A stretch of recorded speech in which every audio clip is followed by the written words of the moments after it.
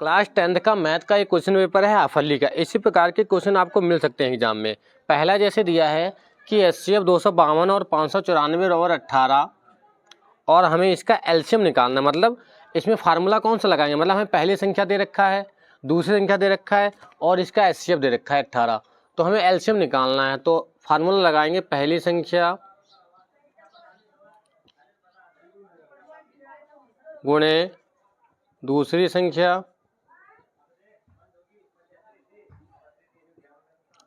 बराबर HCF गुणे LCM, ये वाला फार्मूला लगाएंगे। क्या दे रखा है, पहली संख्या कितनी है, पहली संख्या है 252, फिर 594, HCF 18, एलसीएम याद करना है। एलसीएम बराबर दे रखा है 252 गुणे 594 और बटे में हो जाएगा 18। सेम फार्मूला लगा देंगे कि 252 दे रखा है, 594 और बटे में हो जाएगा 18।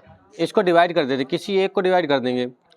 अगर हम इसको करेंगे 18 × 54 और कितना बचेगा, 5 बचेगा, फिर 18 × 54, एलसीएम बराबर हो गया 252 गुणे 33। एलसीएम बराबर 252 की अगर हम 33 से गुना कराते तो इसका आंसर आ जाएगा। जैसे अगर हम 252 की गुना कर ले, यहाँ पे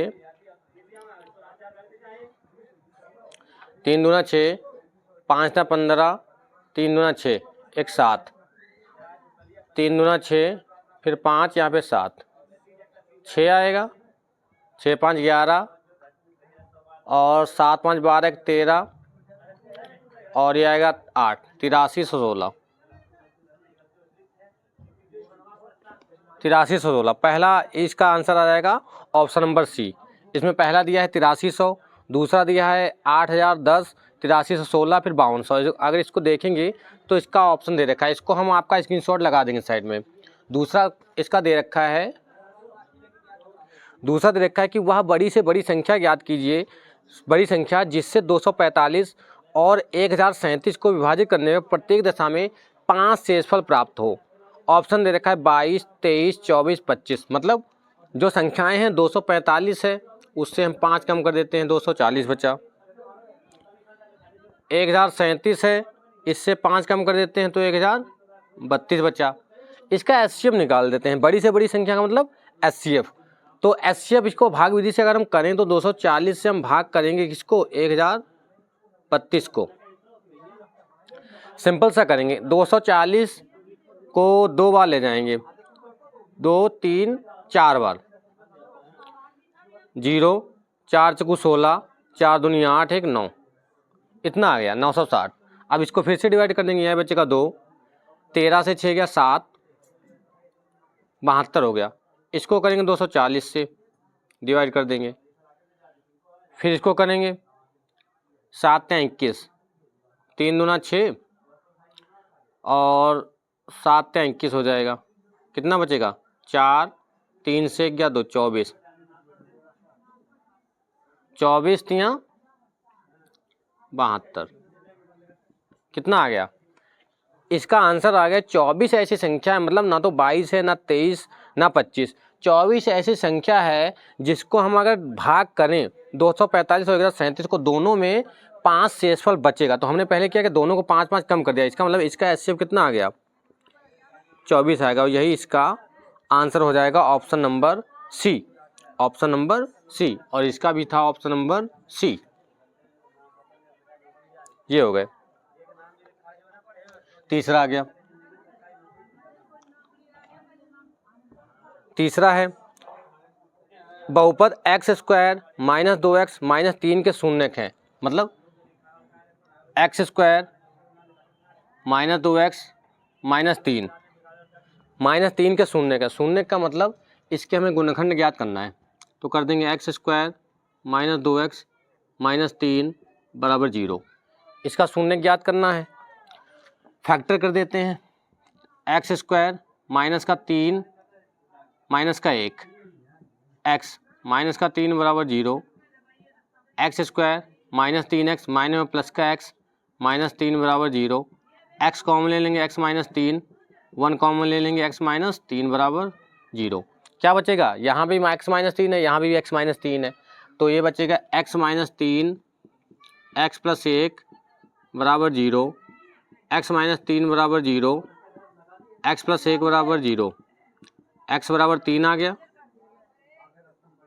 और x बराबर आ गया -1। मतलब x के दो शून्य का आ गया, 3 और -1, यही आंसर है। ऑप्शन नंबर है इसका 3 और -1, मतलब ये भी सी ऑप्शन आ गया।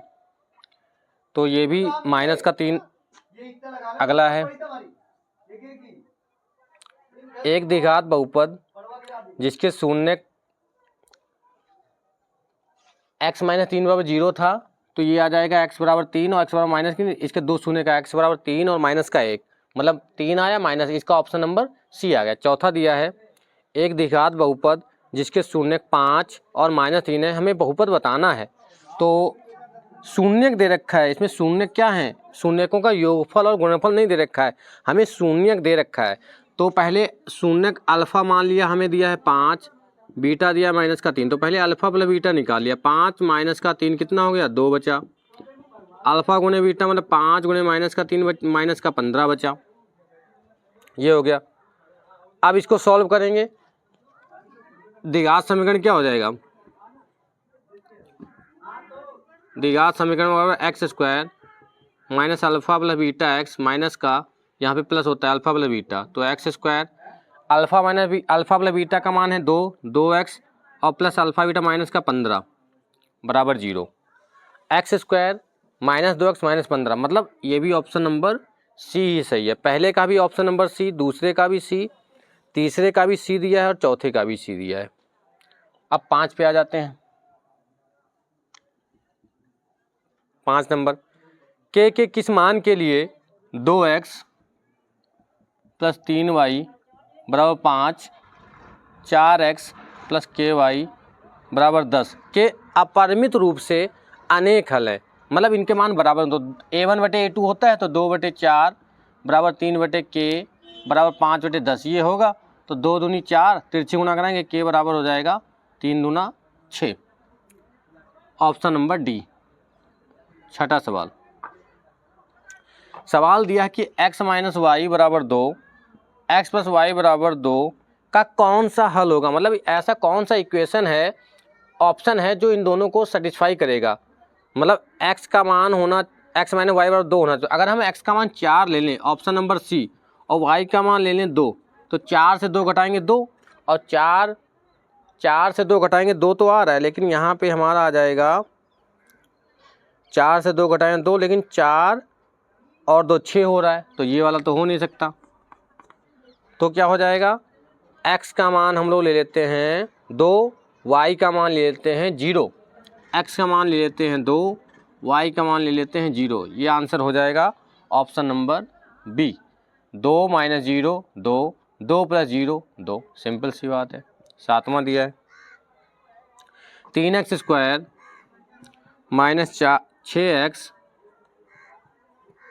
+ 4 बराबर 0 का व्युत्क्रम, मतलब d बराबर b² - 4ac कितना होता है, 6 - 6 का स्क्वायर -4 × 3 × 4, 36 -4 को 16 48 माइनस का 12, ये आंसर हो गया ऑप्शन नंबर सी।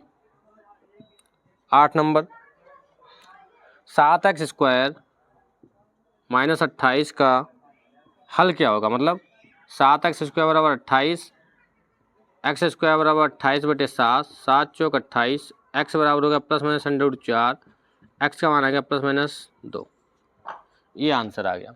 बहुत ही सिंपल क्वेश्चन है।